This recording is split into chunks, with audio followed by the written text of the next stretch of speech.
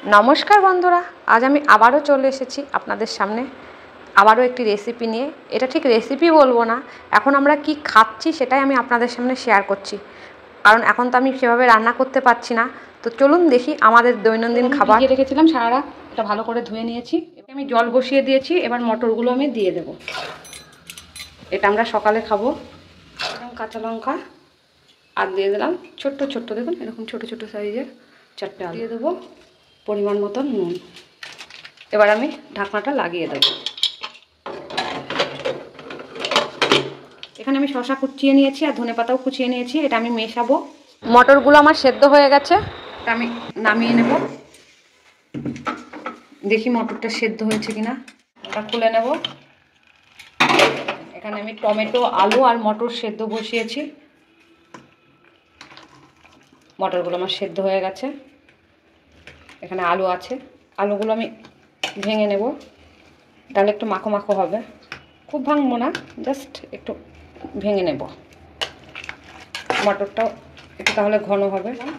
দিয়ে দেবো ঘি, লেবুর রস,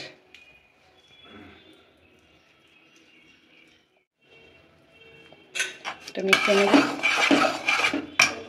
এবার আমি দিয়ে দেবো শসা কুচনোগুলো আর ধনেপাতা।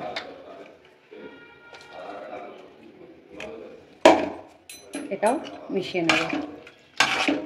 এখন আমাদের এই হচ্ছে খাবার। আমরা তো এখন অন্য কিছু খেতে পারবো না, যা সব কিছুই সেদ্ধ সেদ্ধ খেতে হবে।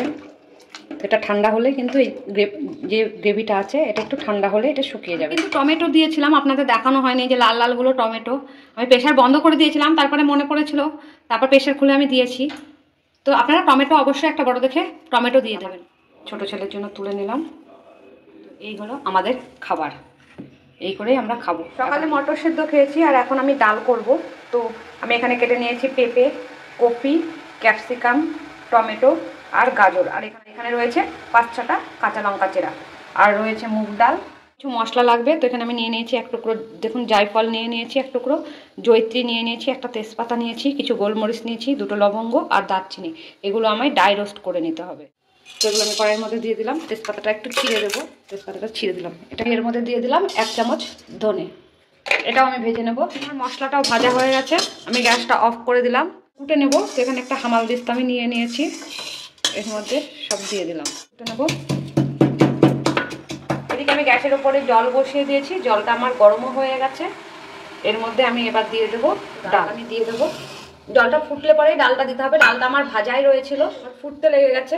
আর দেখুন পাশে একটু ফেনা হয়েছে, যতই ডাল ধোয়া হোক না কেন তবুও একটু হালকা ফেনার থেকেই থাকে। তো এই ফেনা দিয়ে তুলে নেব, তুলে বাদ দিয়ে দেবো। ফেনাগুলো আমি ফেলে দিয়েছি। এবার আমি এর মধ্যে দিয়ে দেবো সবজিগুলো। দিয়ে দিলাম পেঁপে, গাজর আর দিয়ে দেবো টমেটো। ক্যাপসিকাম আর কপিটা আমি পরে দেবো, ফুটিয়ে নেবো, তারপরে ক্যাপসিকাম আর কপিটা লঙ্কাগুলোও আমি এখন দিয়ে দেবো। ফুটতে থাকুক, তারপরে আমি আসছি। দেখুন এটা ফুটতে লেগে গেছে, তো আমি এটা গ্যাসটা কমিয়ে দিয়ে একটু ঢাকা দিয়ে দেবো। জাস্ট ঢাকা করে রাখবো। 5 মিনিট পর আমি চলে এসেছি। এবার ঢাকনাটা আমি খুলে নেব, নাড়িয়ে নেব। এবার আমি কপি আর ক্যাপসিকাম দিয়ে দিলাম, আবার আমি একটু নাড়িয়ে নিলাম, আবার একটু ঢাকা দিয়ে দিলাম। এটা আমার 10 মিনিট ঢাকা থাকবে। এবার আমি ঢাকনাটা খুলে নেব। আমি প্রায় 7 মিনিট পরে চলে আসলাম, 7-8 মিনিট পরে। তো দেখুন ডালটা আমি নাড়িয়ে নেব। দেখুন ডালটা গলে এসেছে, সবজিগুলোও আমার সেদ্ধ হয়ে গেছে। এই স্টেজে আমি দিয়ে দেবো নুন। আমরা যেহেতু সন্দুক নুন খাচ্ছি, মানে রক্সল, তো আমি পরিমাণ মতো নুন দিয়ে দেবো। আর একটু লাগবে, দিয়ে দিলাম নুন। আর দিয়ে দেবো সামান্য একটু চিনি, জাস্ট কয়েকটা। একটু নাড়িয়ে নিলাম। নুন আর চিনি আমার ভালোভাবে মিশে গেছে সবজির সাথে। এবার আমি দিয়ে দেবো ধনেপাতা কুচনো। এখানে বেশ অনেকটা পরিমাণ ধনেপাতা আমি দিয়ে দিলাম। এবার আমি গ্যাসটা অফ করে দেবো। এবার আমি এর মধ্যে দিয়ে দেবো 2 থেকে 3 চামচ ঘি, আর 1 চামচ দিয়ে দেবো, আর অল্প একটু দিয়ে দিলাম। এটা মিশিয়ে আমার ভাজা মশলাটা দেওয়া হয়ে গেছিলো, তো আমি আবার একটু দিয়ে দিলাম আপনাদের দেখানোর জন্য। যে মশলাটা আমি ভেজে রেখেছিলাম গুঁড়ো করে, সেটাই আমি এটা মিশিয়ে দিলাম এর মধ্যে। আর দিয়ে দিলাম একটু জিরের গুঁড়ো। জাস্ট ভাজা মাছটা দিলে কিন্তু ভালোই লাগে। এটা রোস্টেড জিরের গুঁড়ো। গ্যাস তৈরি হয়ে গেল আমাদের এই ডাল। দেখুন এটা কিন্তু দেখতে এরকম হয়েছে, এটা কিন্তু খেতে খুব ভালো লাগে। আমাদের এখন এই খেতে হচ্ছে, কিছু করার নেই। এখানে আমি আধখানা লেবু নিয়ে নিয়েছি, লেবুর রসটা আমি এর মধ্যে চিপে দেবো। আপনারা চাইলে পাতেও খেতে পারেন, আবার এটা অপশনাল, চাইলে দিতেও পারেন, আদারওয়াইজ না দিলেও চলবে। আমি একেবারে লেবুর রসটা দিয়ে দিলাম। এটা বেশ একটু টকটক লাগবে, বেশ খেতে ভালোই লাগবে। লেবুটার রস অনেকটাই ছিল, ওই জন্য আধখানায় দিলাম, যেহেতু আমার ডালটা খুব একটা বেশি নয়। এরপরে পাতে যে নেবে নয়তো না নেবে, অসুবিধা নাই, মিশিয়ে নিলাম। এবার আমি সকলকে খেতে দিয়ে দেবো। তো আমি বাটিতে তুলে নিচ্ছি ডালটা। তো এখন এই খেয়ে আমাদের থাকতে হচ্ছে। তো কি ভিডিও বানাবো বুঝতে পারছি না, কারণ এখন তো আর তেল কিছুই খাওয়া যাবে না। তো সেই জন্য আর কি আমরা কিভাবে খাচ্ছি সেটাই আমি আপনাদেরকে দেখালাম। শুধু খেতেই পারবো না তা নয়, রান্নাও করা যাবে না এই অবস্থায়। তো ভিডিওটা এতক্ষণ দেখার জন্য অনেক ধন্যবাদ। ভিডিওটাকে অনেক অনেক করে লাইক করুন, শেয়ার করুন, আর এই চ্যানেলটিকে সাবস্ক্রাইব করে রাখুন, যাতে আগামী ভিডিওগুলো আপনারা খুব সহজে আর তাড়াতাড়ি পেয়ে যান।